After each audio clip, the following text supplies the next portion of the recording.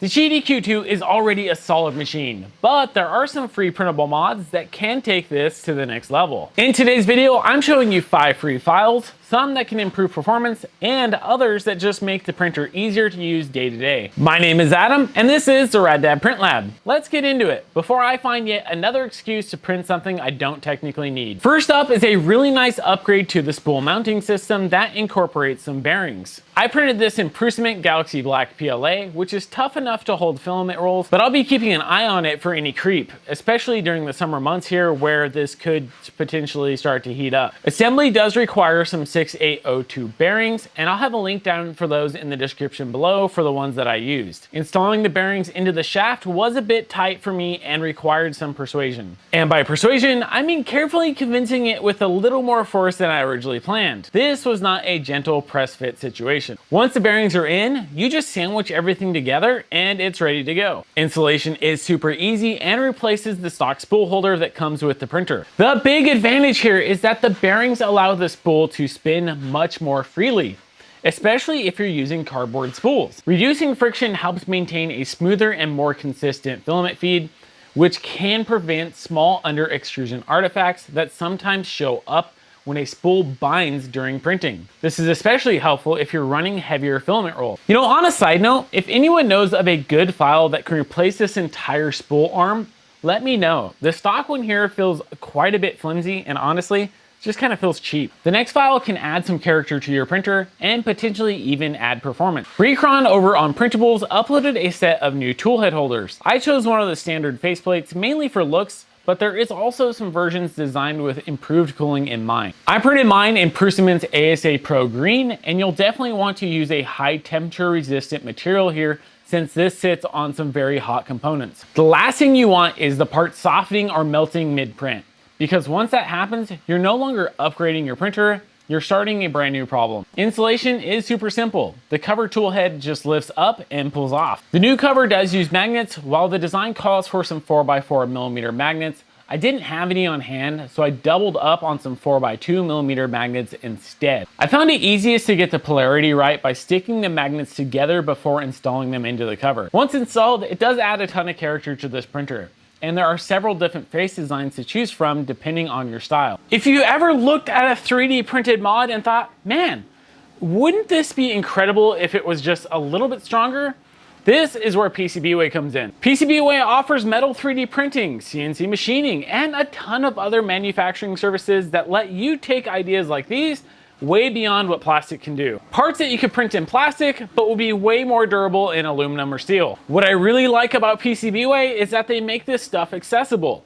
You can upload your model, choose your material, and get professional quality parts without needing industrial equipment in your garage. So if you're the type of person who looks at a mod and immediately starts thinking, how can I take this even further? PCBWay is absolutely worth checking out. I'll have a link down in the description below if you want to learn more. Files like this are becoming essential for just about every modern printer. With purge shoots becoming more common, we need a way to maintain all that waste.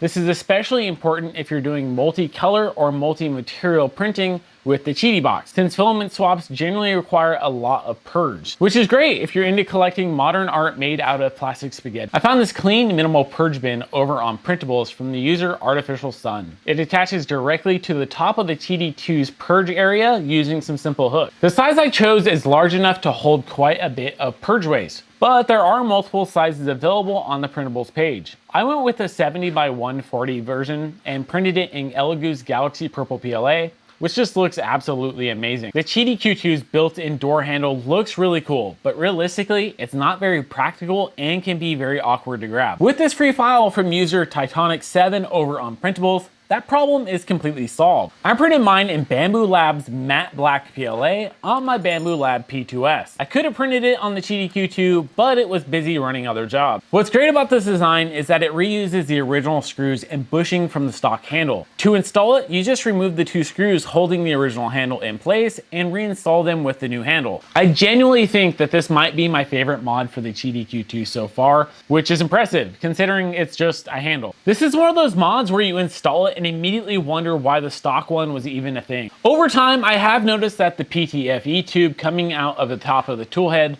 likes to catch on the handle screws and rub against the top glass. This riser helps solve that problem by lifting the glass higher and giving that PTFE tube more clearance. What's really cool about the file is that it still allows you to slide that top lid back just like normal. It also includes adjustable vents, so you can keep the lid closed while still venting the printer when printing materials like PLA or PETG. This riser does use about 3/4 of a roll of filament, so you're gonna have to commit to this project if you wanna do it. Now, I did go with a multicolor setup here. The main riser was printed in Polymaker's Polylite PETG Dark Blue, which is easily one of my favorite colors. And the vent sliders were printed in Prusament's PETG Orange. I really do like the contrast between these two colors here. Assembly was a bit tight, but that actually makes the whole thing feel very solid once it's together. My only real complaint is that when sliding the vents, they can sometimes move unevenly and pop up slightly on one side. If you have a favorite mod that I missed, let me know down in the comments below. If you enjoyed this video, consider checking out my Patreon that's linked down in the description below. And there you have it, 5 free files that can help take your Qidi Q2 to the next level and give you a few more excuses to keep that printer running. And if you want to see my original thoughts on the Qidi Q2, you can watch this video right here. Who knows, you might even learn something new. This is Adam, and I'll see you next time.